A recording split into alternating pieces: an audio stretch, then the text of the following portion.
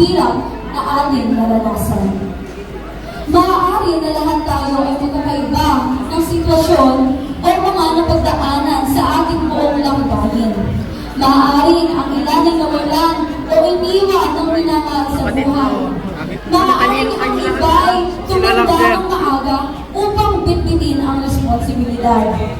Maaaring matagal nang namuhay sa ekspektasyon ng iba. May kailangang pagsabayin ang pag-aaral at pagtatrabaho upang buhayin ang sarili, gayon din ang pamilya. At maaaring ang ilan ay natutulog na ng mahimbing habang iba ay nagtatrabaho pa rin. Gaya ninyo, minsan na rin akong nawalan, nasaktan at iniwan. At dumating ang pagkakataon na umiyak at nagsumango sa Diyos. Katanungang, bakit nangyayari ito sa akin? Tanong na mahirap masagot dahil hindi alam at hindi malinaw ang nais niyang maging ako. Ngunit, aking napagtanto na hindi lahat ng pagsubok at pagpapasakit na dumarating sa ating buhay ay hindi palaging negatibo ang hatid. Bagkus, paggising sa mga katotohanan at pagbibigay motibasyon upang magpatuloy sa buhay. Tulad sa isang musika ng sikat na grupong Bini na nagsasabing ang buhay ay di karera. Kaya't huwag magmadali at gawin ang nararapat upang maging makabuluhan at makatutulong sa kapwa. Tunay nga, malayo na, pero malayo pa. Sa pagtatapos natin ngayon ay hindi pa ito ang wakas.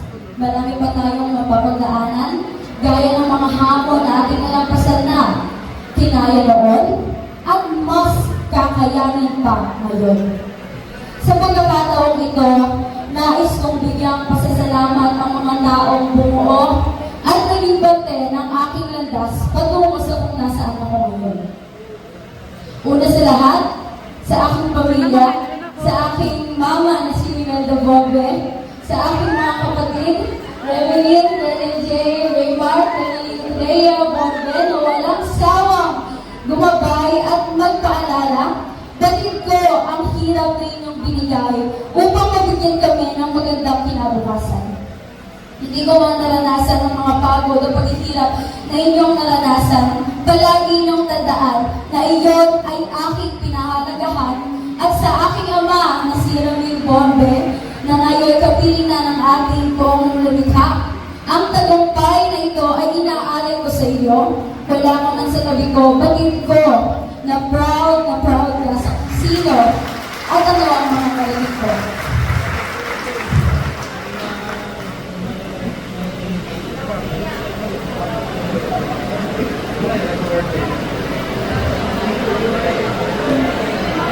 I'm so sorry. Babakunin ko ang mga aral na tinuro mo.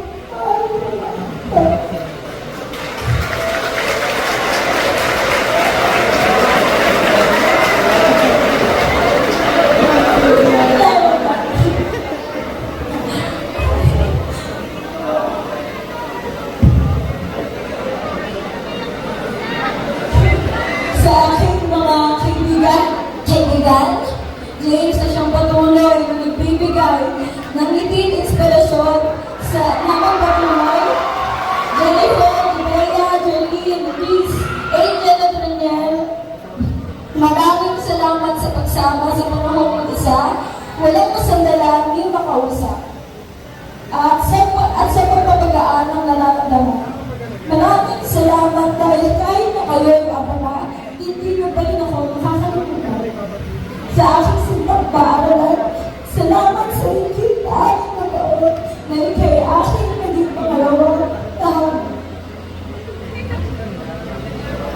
Ituturo mo sa akin ang lahat ng mga nais at dapat kong maging upang matutusan ko ang pinakamagandang bersyon ng aking sarili.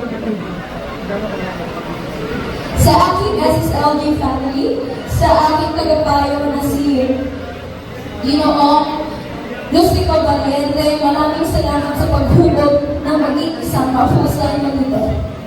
Hindi man naging madali ang lahat, pero napakaraming aral ang aking natutuhan upang maging isang responsable kapag ang mga tao mag-aaral sa ating paaralan at maging isang huwagang mamamayan sa lipunan.